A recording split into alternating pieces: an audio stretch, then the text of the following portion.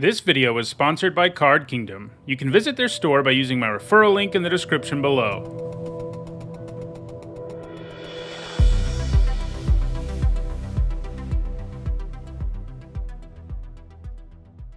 Hi everyone, I'm Nitsahone, and it's Friday, and that means it's time for another MTG Top 10, the series where I rank cards based on their historical performance at Magic's highest level of competition. One of my goals with this series is to eventually cover every single set, and we've looked at a lot of them so far, but there's a lot more to go, and today we're checking another one off with a look at Mercadian Masques. This one seemed like a good one to do because I've already covered the other two sets in Masques block, Prophecy and Nemesis, so in doing this one, I'm completing the block. I always find it interesting to look at sets that often come up when people discuss the worst Magic sets ever, and all three sets in this block often come up in that conversation. As we saw with Prophecy, that reputation makes a lot of sense. The set has contributed very little to Magic in the long term, and it really might just be the worst Magic set ever. But it makes a lot less sense that Nemesis comes up in those conversations, and as we'll see today, Mercadian Masques probably doesn't deserve to be in the conversation either. For comparison, the number 10 card on the Mercadian Masques list that we're about to look at has 21 points,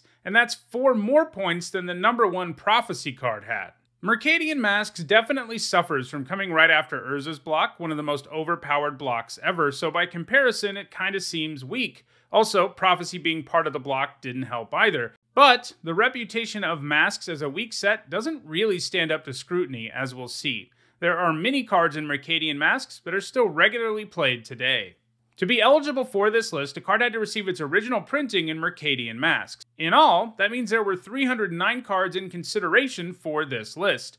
Of those 309, there are 73 with at least 1 point using my system, which means about 1 in 4 cards in the set have top 8'd at least one major event, and that's a pretty good rate. Notably, that number is probably a little bit inflated by the fact that there was a Masques block Pro Tour, a format where you had to play cards from the 3 sets in this block, but it's still a pretty decent rate. Before we dive in with a look at the 10 Mercadian Masques cards that have left the biggest impact on the history of competitive Magic, here's a quick reminder on how I score cards in these videos. A first tier top 8 is worth 2 points. This includes events like Pro Tours and Set Championships. And a second tier top 8 is worth 1 point, and this includes events like Grand Prix and Magic Online challenges. Alright, let's get to our list. At number 10, it's Land Grant. One of the big themes in Mercadian Masques was cards that can be cast for no mana as long as you meet some other requirement. Casting spells for free is pretty powerful, so it should be no surprise that we're going to see a lot of those cards on this list, with Land Grant the first one we're taking a look at. Paying 1 and a green to grab a forest isn't a great deal, although keep in mind it can grab any forest, not just a basic one. But what really makes the grant nice is that you can cast it for free if you reveal your hand to your opponent and you have no lands. That's pretty nice because it means you can run fewer lands in your deck, and you can keep a whole lot of hands with 0 or 1 lands, depending on your deck, since it effectively counts as a land in your deck. It didn't see any play in Blocker's Standard, but it's made up for that with significant success in Extended and Legacy. In Extended, it was played in a variety of green decks, ranging from aggro to mid-range. In Legacy, it's played in Goblin Charbelcher decks. Because these decks seek to combo off with the Belcher, it generally doesn't run more than 1 land. The goal is to produce mana in landless ways, so that activating the Belcher wins you the game. And Land Grant helps you get the 1 land that is in your deck out for free, which helps you with getting the necessary mana to combo off, and make sure that you do lethal damage to your opponent with 1 activation. If you want to know more about the Belcher deck, I did do a deck history on it where I went much deeper on it, so check that out. While most of its points in Legacy have come in the Belcher deck, it has more recently gained points in Arclight Phoenix decks in Legacy, where it being a free spell can help you get your Phoenixes back. Land Grant is going to continue to gain points in Legacy going forward. At number 9, it's Pulverize. Like Land Grant, you can choose not to pay mana for this card. In this case, you can do it by sacrificing 2 mountains. Whichever way you cast it, it destroys every artifact on the table. Obviously enough, that's an effect that often makes artifact-heavy decks lose the game on the spot, so Pulverize has been a pretty nice sideboard card in both Legacy and Vintage, where there are many powerful artifact decks. In Legacy and Vintage, it's been featured as a sideboard card in Storm, where the fact that it's free might also help you add to your Storm count. In Vintage, it's been a sideboard card in pretty much any red deck, including Goblins, Delver, and Jeskai Xerox. It's going to keep gaining points going forward.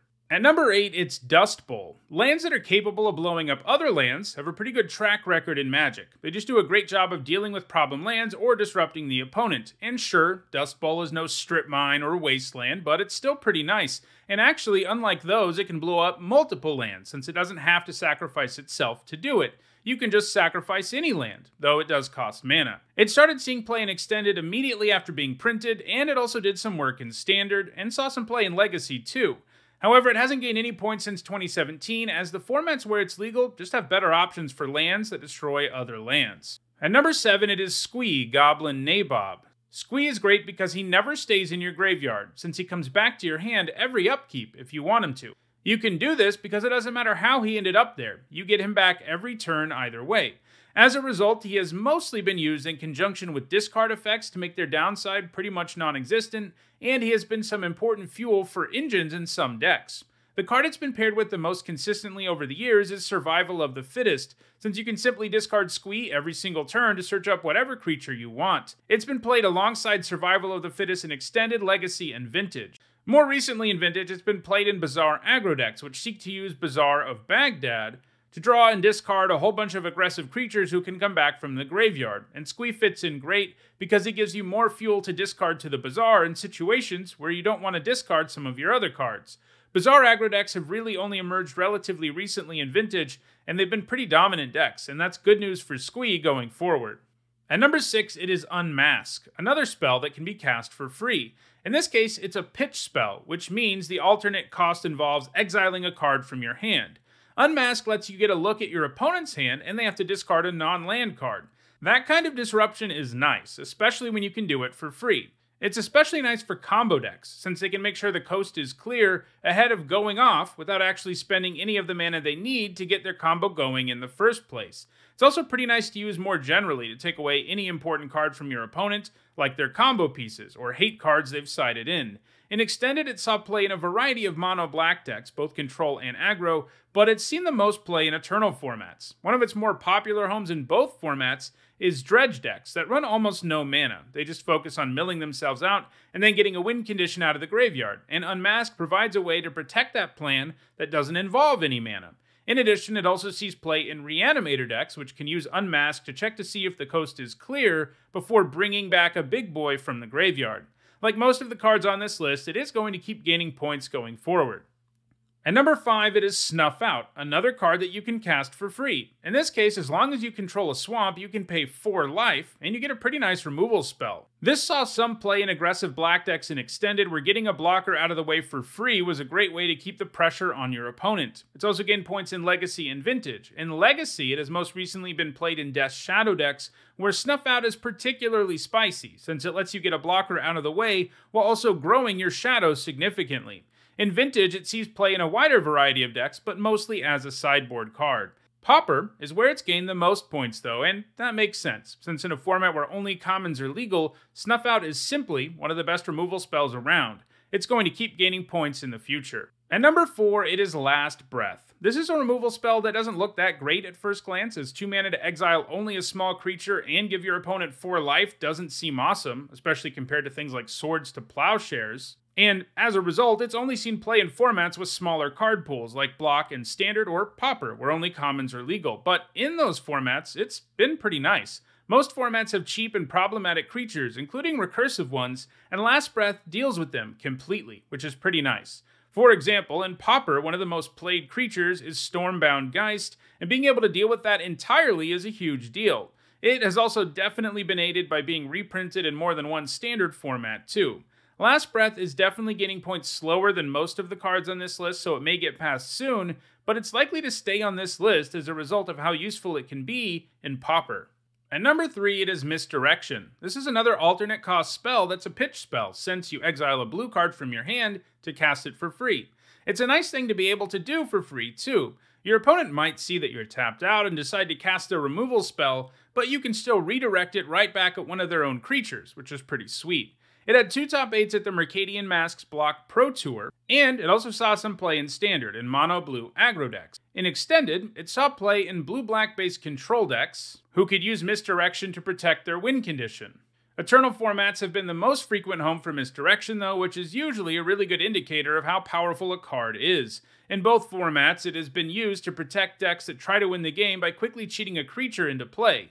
Since keeping that creature around often means you just win the game, misdirection being able to redirect a removal spell is great. In Legacy, it's most frequently been featured in Show and Tell and Reanimator, and in Vintage, it saw play in Oath of Druids decks. It's going to keep on gaining points. At number 2, it is Rishadenport. Like Dustball, this is a land that can really mess with your opponent's mana. In this case, it doesn't destroy a land, but you can use it to tap down an opposing land during your opponent's upkeep. That's pretty nice against a lot of decks, but that's especially true against more controlling decks that often really need every bit of mana they can get. The port immediately proved itself as a very powerful land, becoming a staple in both Block and Standard.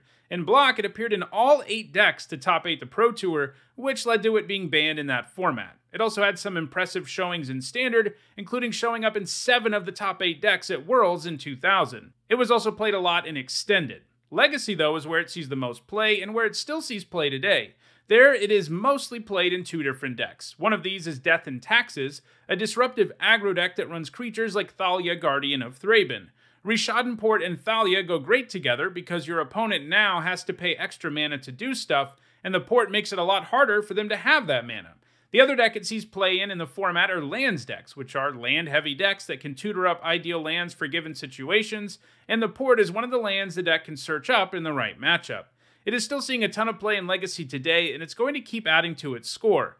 However, it may never catch up to the number 1 card on this list, which is Gush. This is another spell with an alternate cost. In this case, you can return 2 islands to your hand instead of paying for it, and drawing 2 cards for 0 mana is great.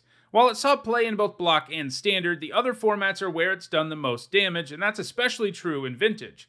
In Extended, though, one of the nastier places for it was Psychotog decks, which could turn all the new cards you drew and the lands you returned to your hand into a ton more damage. Ultimately, the card proved to be too powerful for some formats. It never gained any points in Legacy as a result of being banned there, and it's shifted on and off the restricted list in Vintage since 2003. Right now, it's still restricted in Vintage, but even during the spans where it's been restricted, it's pretty close to a staple, with the single copy that is allowed showing up in a majority of all Vintage decks, as a free card draw spell is good in pretty much any blue deck. Notably, it's also banned in Pauper. Despite only being legal in a single format, where it's only legal as a single copy, Gush is going to keep gaining points, and it has a pretty strong claim to the title of the best card in Mercadian Masques, though Rishadenport is certainly in that conversation. So hopefully this video has shown that Mercadian Masques isn't a weak set that has had little impact on Magic's history. The top 2 cards on this list are 2 of the best cards we've ever seen, and the rest of the list is largely still active in the Eternal formats. Casting spells for no mana is pretty strong, and that's a big part of what has propelled Mercadian Masques cards to so much success. If you want to own any of these Mercadian Masques cards, check out the description where you can find a direct Card Kingdom link for each card in this video. If you want to make sure you catch future videos, don't forget to subscribe and turn on notifications. If you want to see past MTG top 10s, including many more that look at specific sets, like the other 2 sets in Masques block, you should see those playlists on your screen shortly. Lastly, if you want to go the extra mile in supporting the channel, you can on Patreon. Thanks for watching.